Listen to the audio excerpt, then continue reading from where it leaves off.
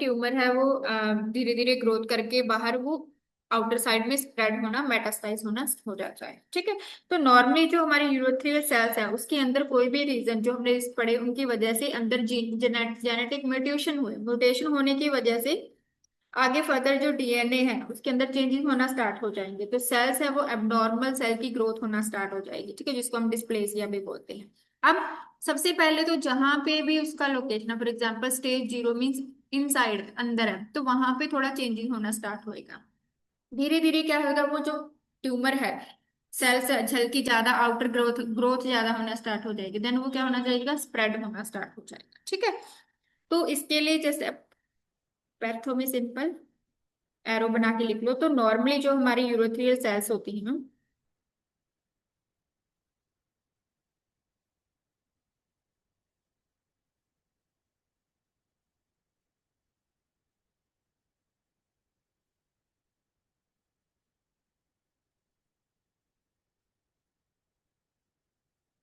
इनके अंदर जब म्यूटेशन होता है, ठीक है, म्यूटेशन होना किसी भी रीजन से, जो भी हमने रिस्क फैक्टर पढ़े, ठीक है, कार्सिनोजन जो भी एक्सपोजर हुआ, ठीक है, अब उनकी वजह से पेशेंट के अंदर म्यूटेशन हुआ, अब डीएनए चेंजेस होना स्टार्ट हो गया, डीएनए म्यूटेशन।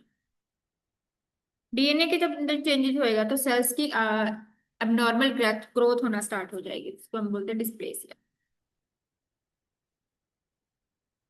आफ्टर दैट जो कैंसर है वो स्टार्टिंग में बिल्कुल जहां पे है इनसाइड इन सिटू, जिसे हम बोलते हैं कार्सिनोमा इन सिटू, मतलब वहीं पे है, अभी बाहर आउटर स्प्रेड नहीं हुआ।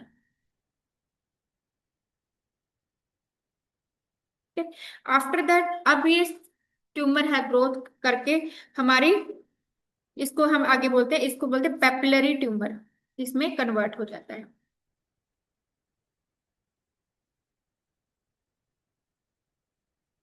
पेपिलरी ट्यूमर का मीन्स होता है कि जब हम पेशेंट का ग्रोथ अपीयरेंस देखते हैं, जब उसको हम विजुअलाइज करते हैं, लाइक एमआरआई सीटी स्कैन वगैरह करते हैं या सिस्टोस्कोपी करते हैं, तो हमें जो ये ट्यूमर है वो कैसा दिखता है, इट इज लाइक कॉलीफ्लावर, जैसे हमारे गोभी होती है ना,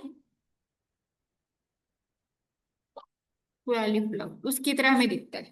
ठीक है, या हम इसको फ्रॉन्ट लाइक स्ट्रक्चर भी बोल देते हैं, FRON, RON, front like structure. तो गोभी की तरह हमें, कॉलीफ्लावर की तरह हमें दिखाई देता है। ठीक है। अब उसके बाद अभी ये क्या कर देता है, ये वाला ट्यूमर है आगे ग्रोथ होने के बाद जो हमारी हमने पता पढ़ा था कि डेड्रूजर मसल्स होती हैं बाहर, तो वो मसल्स को इन्वेड करना स्टार्ट कर देता है, तो मसल इन्वेजन होना स्टार्ट हो जाता है। अब मसल को ने इन्वेड कर दिया, देन ये क्या होगा, बाहर की ओर स्प्रेड होना स्टार्ट होता है, then it can lead to metastasis, तो मेटास्टेसिस होना स्टार्ट हो जाता है। ठीक है। जब ये ट्यूमर है पेपली ट्यूमर, मतलब वहां पे वो बड़ा हो गया। जब इन सिटू होता है ना, कार्सिनोमा इन सिटू, तो वहां पे ये बहुत ही छोटा सा दिखता है, लाइक हमें जैसे छोटा सा रेड कलर का लीजन होगा जब हम इसको विजुलाइज करते हैं, तो it is very red velvety कह सकते हो, जैसे शाइनिंग सा लीजन हमें दिखाई देगा। आफ्टर दैट वो क्या हो जाएगा, पेपिलरी ट्यूमर, जो कि हमें कॉलीफ्लावर थोड़ा सा बड़ा जैसे गोल गोभी है वैसे दिखेगा, फॉर एग्जाम्पल ये जैसे। ठीक है, पहले छोटा सा दिखेगा, इस पिक्चर में आप देखो।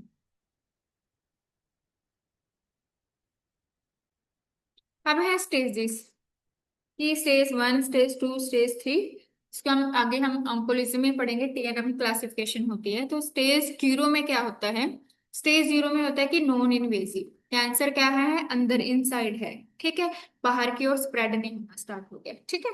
सो स्टेज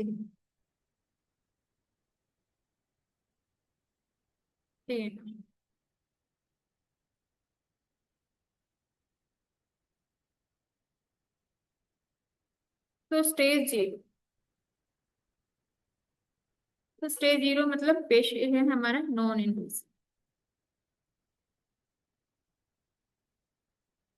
ठीक है, जिसमें फॉर एग्जांपल कैंसर है बिल्कुल इनसाइड है, अंदर है, अभी स्प्रेड नहीं हुआ। ठीक है। देन है, इसको हम कार्सिनोमा इन सिटू भी बोलते हैं। ठीक है।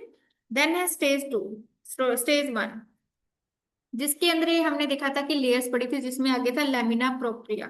तो ये क्या कर देता है, आगे जो लेमिना प्रोप्रिया है उसको इन्वेड कर देते हैं। स्टेज 2 में क्या होता है, उसके आगे और ज्यादा ये इन्वेड होना स्टार्ट हो जाता है। तो ये जो हमारी ड्रेटूजर मसल्स हैं उनको इन्वेड करना स्टार्ट कर देता है। देन है स्टेज 3। स्टेज 3 में क्या कर देता है, ये हमारे जो फैट है, फैटी लेयर है, वहां तक पहुंच जाता है। इट एक्सटेंड इनटू पेरीवेसिकल फैट या वेसिकल, या जैसे भी आपको याद रहता है, मतलब फैटी लेयर तक, बाहर तक आ जाता है।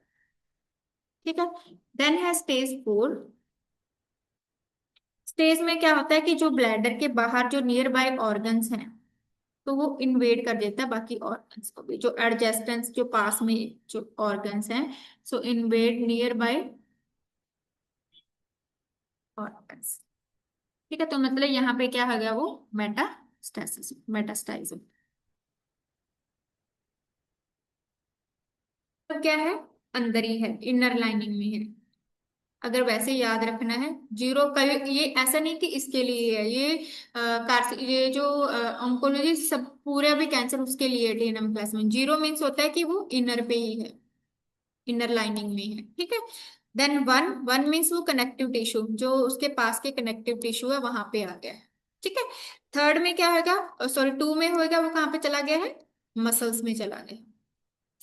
स्टेज 3 में क्या हो गया, आउटसाइड आना स्टार्ट हो गया, बाहर आ गया, फैटी लेयर में आ गया, आउटसाइड ब्लैडर, इसमें ब्लैडर की बात करें तो ब्लैडर। ठीक है। फोर्थ में क्या हो गया, अदर ऑर्गन्स तक पहुंच गया।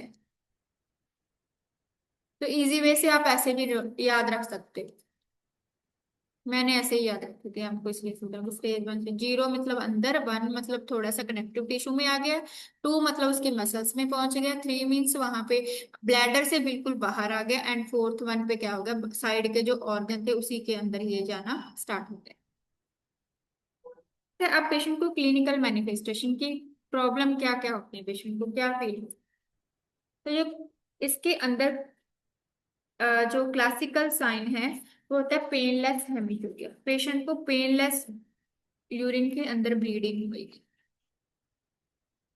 हमें कई बार वैसे नेक्ड आई से विजुलाइज नहीं होती, पर जब हम यूरिन कल्चर, यूरिन की जब हम स्पेसिमेन कल्चर के लिए भेजते हैं, तो अगर हम माइक्रोस्कोपिक एग्जामिनेशन करते हैं तो उसमें ब्लड के ऑकुलर छोटे छोटे ब्लड पार्टिकल्स हमें यूरिन में देखने को मिलते हैं।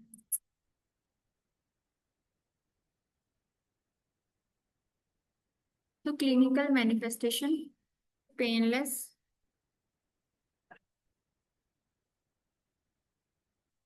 हेमीटूरिया, दिस इज क्लासिकल साइन। ठीक है। सो पेशेंट में have visible blood in the urine. अगर हमारे एग्जाम में क्वेश्चन ऐसे आ जाए कि कोई ओल्ड पेशेंट है, स्मोकर है ना, उसके यूरिन में पेशेंट को पेन नहीं हो रहा, पेनलेस हेमेचूरिया हो रहा है, then we can suspect bladder cancer. अगर ओपीडी में हमारे पास कोई पेशेंट ऐसे विजिट करने आता है तो हम सस्पेक्ट कर सकते हैं। ठीक है। तो बाद में क्या होएगा, पेशेंट में हैव सिम्टम्स लाइक, जब ये ट्यूमर है, स्टार्टिंग में तो पेशेंट जब ट्यूमर है यहाँ पे है इन सिटू, तो तब सिर्फ पेनलेस यूरिन है, पर धीरे धीरे जब ट्यूमर आउट ग्रो करना स्टार्ट कर देता है, देन इसको सिम्टम्स है वो वर्स होना स्टार्ट हो जाते हैं, तो जिसमें पेशेंट को फर्दर आगे डिसयूरिया,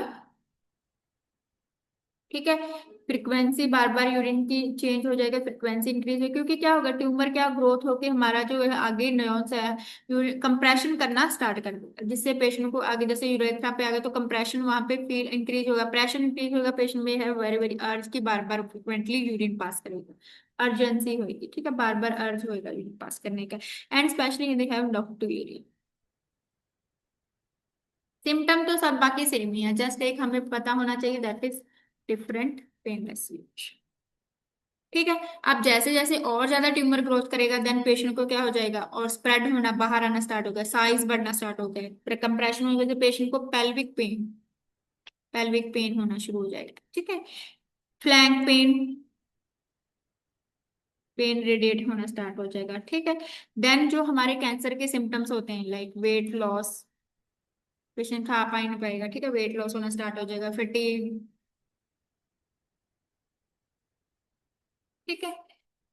सो अगर ये हमारा धीरे धीरे फर्दर जैसे जैसे और ऑर्गन्स में स्प्रेड करेगा तो हमें ऑर्गन के वैसे सिम्टम्स आना स्टार्ट हो जाए। तो पेशेंट के अंदर जो स्टार्टिंग में जो हेमेचूरिया होता है वो पेनलेस होता है।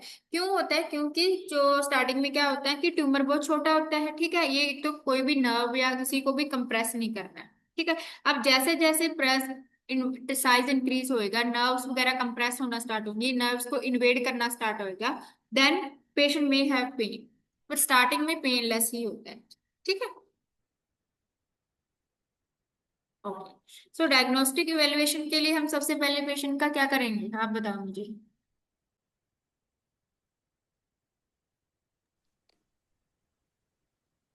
क्या सिटी करेंगे स्कैन।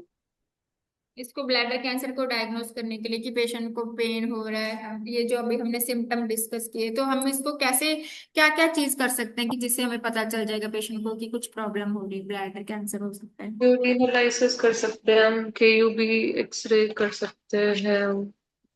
वेरी गुड, यूरिनालिसिस कर सकते हैं, है ना, यूरिन चेंजिंग होना स्टार्ट हो जाएंगे, बार बार फ्रीक्वेंसी और यूरिनालिसिस कर सकते हैं, जिसके अंदर हम मोस्टली यूजली देखेंगे कि आरबीसीज वगैरह तो नहीं आ रही है, कोई प्रॉब्लम नहीं है यूरिन के अंदर, ठीक है, आरबीसीज हो गया या कोई इन्फेक्शन तो नहीं है, यूटीआई बार बार हो रहा है तो उसकी वजह से पेशेंट को क्या हो सकता है, ब्लैडर कैंसर। तो हम फर्स्ट हमेशा यूरिनरी सिस्टम में यूरिनालिसिस इज वेरी वेरी इंपॉर्टेंट, तो यूरिनालिसिस बेसिक थिंग है, ठीक है। जैसे हम, हमें कोई जैसे फॉर एग्जांपल वैसे हमें कोई इन्फेक्शन होता है ना, वायरल इन्फेक्शन हो गया, बैक्टीरियल, तो हम ब्लड सैंपल लेते हैं सबसे पहले, सीबीसी वगैरह देखते हैं, तो सेम यूरिन के लिए वो यूरिनरी सिस्टम है, देन यूरिनालिसिस ये सबसे हमने पहले करना है, ठीक है। अब यूरिनालिसिस किया, अब हम आगे फर्दर उसकी साइटोलॉजी स्टडी भी कर सकते हैं, क्योंकि क्या होएगा, जो सेल्स हैं ग्रोथ हो रही है, कोई भी उसका पार्ट है अगर सेल्स के अंदर रिलीज हो रहा है, यूरिन के थ्रू एक्सक्रीट हो रहा है, देन हम साइटोलॉजी कर सकते हैं, लाइक जो मैलिग्नेंट सेल्स है, कुछ अगर उनका टुकड़ा अगर यूरिन के अंदर थोड़ा बहुत भी एक्सफ्लोरेट हो रही है, then we will check it in टाइपली, ठीक है। देन है वेरी वेरी जो गोल्ड स्टैंडर्ड, अगर हमने ब्लैडर को ही विजुलाइज करना है, then is the cystoscopy,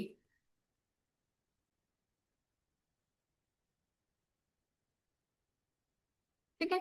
cystoscopy करेंगे हम, सिस्टोस्कोपी ये गोल्ड स्टैंडर्ड है, जिसके अंदर हम क्या करेंगे, पेशेंट के अंदर एक थ्रू दी, अगर फीमेल पेशेंट है वेजाइना में यूरेथ्रा से, हम इसको ब्लैडर के अंदर यूरेथ्रा के थ्रू अंदर स्कोप है वो इंसर्ट करते हैं, कैमरा इंसर्ट करते हैं, देन हम इंटरनली जो ब्लैडर है उसको क्या करते हैं, विजुलाइज करते हैं, ठीक है।